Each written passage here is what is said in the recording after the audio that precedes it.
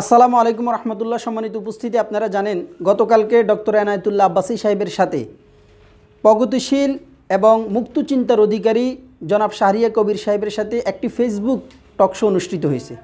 সেই অনুষ্ঠানে শাহরিয়ার কবিরের ইসলাম বিদ্বেষী প্রশ্নগুলার তাত্ত্বিক এবং একাডেমিক বুদ্ধিদীপ্ত যেই জবাব দিয়েছেন, এতে সকল ইসলামপন্থী অনুপ্রাণিত। ডক্টর এনায়েতুল্লাহ আব্বাসী সাহেবের বাচনভঙ্গি, উপস্থাপনা সব কিছুতেই তিনি প্রশংসার দাবি রাখেন। এ নিয়ে তিনার এই বক্তব্য এবং টকশোটা সামাজিক যোগাযোগ মাধ্যমে বেশ জনপ্রিয়তা অর্জন করছে। তা আজকে আপনাদেরকে তিনার এই টকশোটা সবচেয়ে বেশি ইসলামপন্থীদের নিকট অনুপ্রেরণা এবং তিনার এই টকশোটা বুদ্ধিদীপ্ত হওয়ার যেই চুম্বকাংশ, সেই চুম্বকাংশটি আজকে আপনাদের সামনে উপস্থাপন করব। আশা করি শুরু থেকে শেষ পর্যন্ত আমাদের সঙ্গে থাকবেন।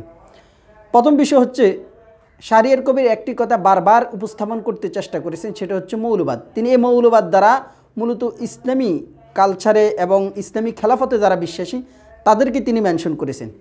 এই প্রশ্নটার পরিপ্রেক্ষিতে ডক্টর এনায়েতুল্লাহ আব্বাসী সাহেব যেই বুদ্ধিদীপ্ত এবং যৌক্তিক একাডেমিক যে তথ্য জবাব দিয়েছেন, সেই জবাবটি হচ্ছে যে কোরআনকে যদি ঐশী বাণী তথা আল্লাহ তাআলার বাণী স্বীকার করার ক্ষেত্রে মৌলবাদী হতে হয়, তাহলে সে অর্থে আমি মৌলবাদী, তবে আমি উগ্রবাদী নয়।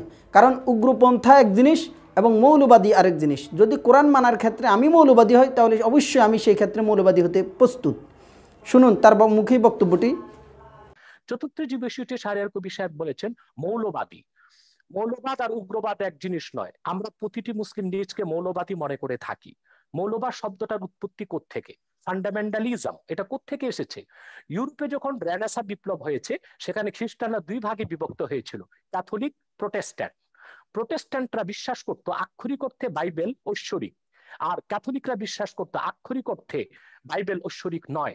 তখন ক্যাথলিকরা প্রোটেস্ট্যান্টদেরকে ফান্ডামেন্টালিস্ট বা মৌলবাদী আখ্যায়িত করেছিল।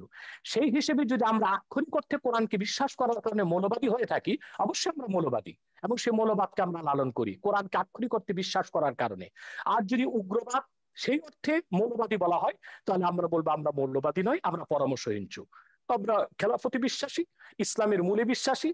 দ্বিতীয়ত, ডক্টর এনায়েতুল্লাহ আব্বাসী সাহেব ধর্মনিরপেক্ষতা সম্পর্কে যেই একাডেমিক এবং তাত্ত্বিক জবাব দিয়েছেন, সেটা তো শাহরিয়ার কবির তিনি এক প্রকার নাস্তে নাবুদ হয়ে গেছেন। তিনার বক্তব্যটি ছিল যে অক্সফোর্ডের ডেফিনেশন অনুযায়ী ধর্মনিরপেক্ষতা মানে হচ্ছে যে ব্যক্তি জীবন, সামাজিক জীবন এবং রাষ্ট্রীয় জীবনের কোথাও ধর্মের অনুপ্রবেশ না থাকা। এ অর্থে পৃথিবীর কোথাও ধর্মনিরপেক্ষতা নেই। কারণ আমেরিকায়ও যখন রাষ্ট্র ক্ষমতায় কেউ অধিষ্ঠিত হয়, তখন তিনি কিন্তু বাইবেলের উপর হাত রেখে শপথ গ্রহণ করেন। সেই হিসেবে ধর্মনিরপেক্ষতা মানেই হচ্ছে পশ্চিমা বিশ্বে 57টি মুসলিম রাষ্ট্রে বিভেদ সৃষ্টি করা এবং তাদের মধ্যে বিভেদ সৃষ্টি করে তাদেরকে ডিভাইড করে রাখা। শুনুন তিনের মুখের বক্তব্যটি। সেকুলারিজমের ব্যাখ্যা অক্সফোর্ড ডিকশনারিতে এসেছে যে secularism is the belief that religion should not be involved in organisation of society, education.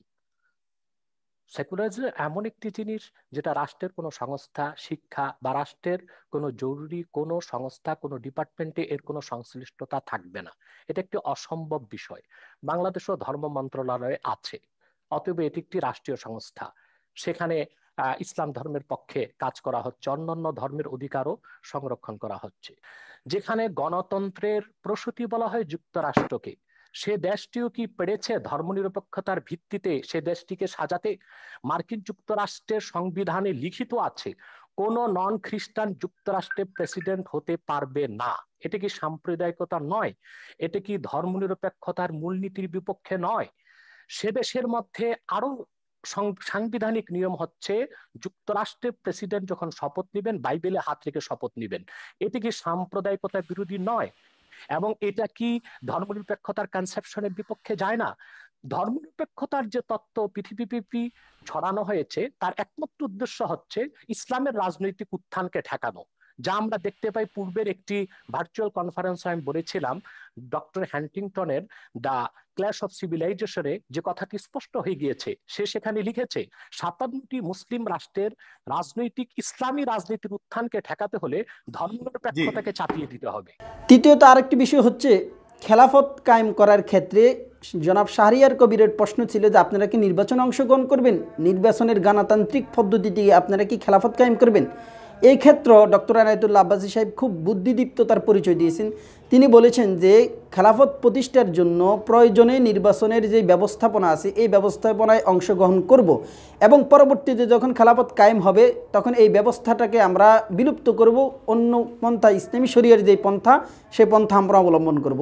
কারণ শরীয়তের একটি মূল নীতি আছে, আজ জরুরাতু তুবিহুল মাহজুরাত ও জরুরাতু তাতাকাদ্দারু বিকদ্রি জরুরা, যে প্রয়োজনের সাপেক্ষে অবৈধ জিনিসেও সাময়িক বৈধতা লাভ করে, তবে সেটা প্রয়োজন পর্যন্ত যতক্ষণ পর্যন্ত প্রয়োজন আছে ততক্ষণ পর্যন্ত সে অবৈধ জিনিসের বৈধতা ইসলাম দেয়। শুনুন তিনার মুখের বক্তব্যটি।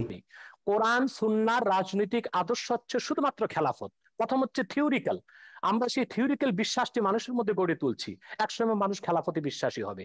এখন যদি সেই খেলাফতকে প্রতিষ্ঠা করতে যে আমাদেরকে ইলেকশন করতে হয়, সেটা ইলেকশনকে খেলাফত সমর্থন করে না।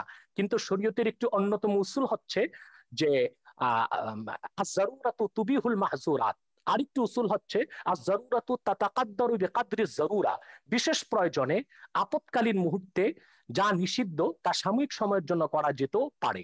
অতএব ইলেকশনের মাধ্যমেও যদি রাষ্ট্র ক্ষমতায় যে ইসলামপন্থীগণ খেলাফতকে প্রতিষ্ঠিত করেন, তারপরে রাষ্ট্র ব্যবস্থার নীতি পরিবর্তন করার অথরিটি তারা পাবেন। চতুর্থত তিনি যে বিষয়টি উপস্থাপন করেছেন সেটা হচ্ছে খেলাফত প্রসঙ্গ। তিনি বলেছেন খেলাফত মানে হচ্ছে আল্লাহর আইন অনুযায়ী রাষ্ট্র পরিচালনা করা। আরব বিশ্বের অনেক দেশে যদিও রাজতন্ত্র আছে কিন্তু সেখানে এখনও খেলাফতের কিছু আইন কানুন বিদ্যমান রয়েছে, যেমন চুরির শাস্তি এবং জেনার শাস্তি সঙ্গেসার করা, চুরির শাস্তি হাত কেটে দেওয়া।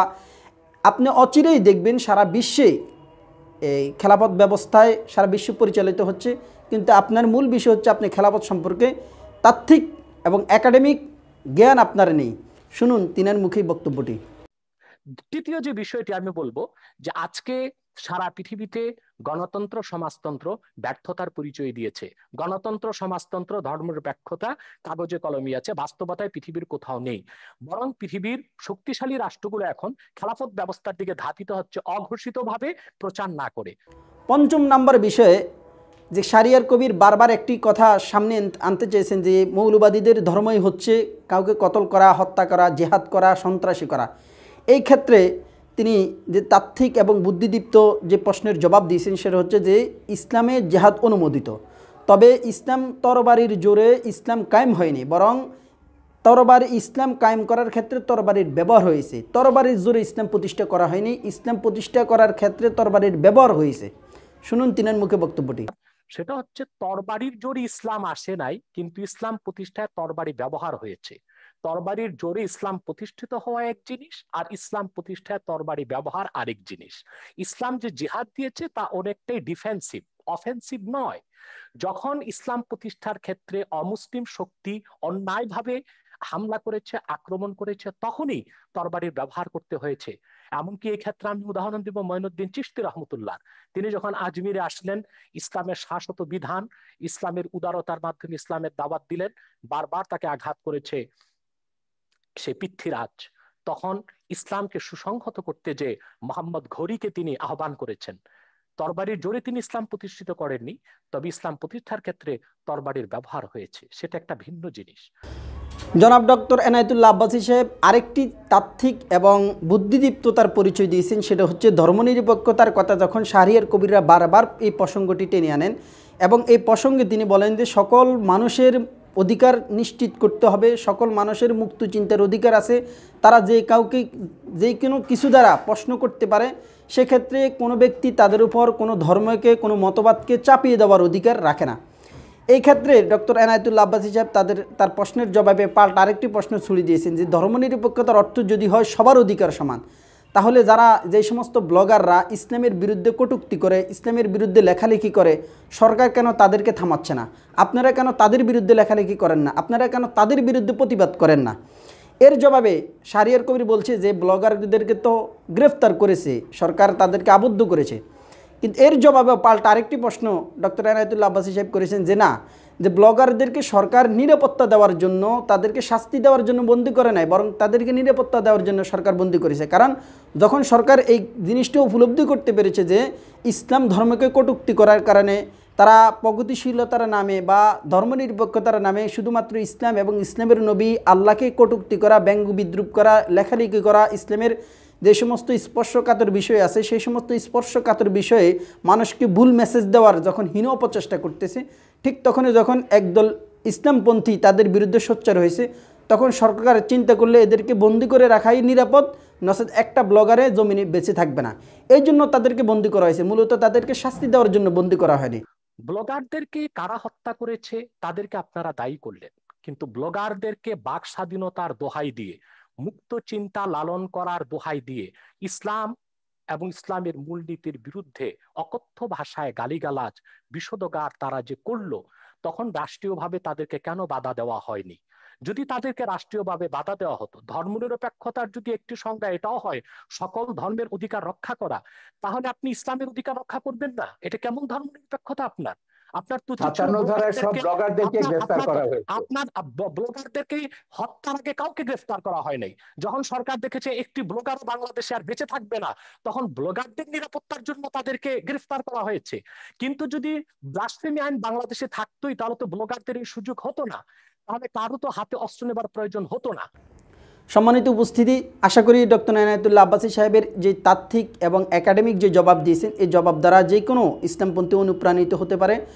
আশা করি সামনেই যে সমস্ত নাস্তিক ব্লগাররা ইসলামপন্থীদের সাথে টকশোতে মোকাবেলা করার জন্য আসবে, আমরা আমাদের ইসলামী স্কলার যারা আছেন তিনাদের প্রতি আমাদের দাবি থাকবে এবং আহ্বান থাকবে, এবং এরকম তাত্ত্বিক একাডেমিক তাদেরকে জবাব দিয়ে নাস্তা নামুদ করে দিতে হবে, যাতে করে ভবিষ্যতে তারা ইসলাম ব্যাপারে মানুষদেরকে, যারা সাধারণ মুসলিম আছে তাদেরকে বিভ্রান্ত করতে না পারে, ভুল মেসেজ দিয়ে সমাজের মধ্যে একটা সংঘাত তৈরি করতে না পারে।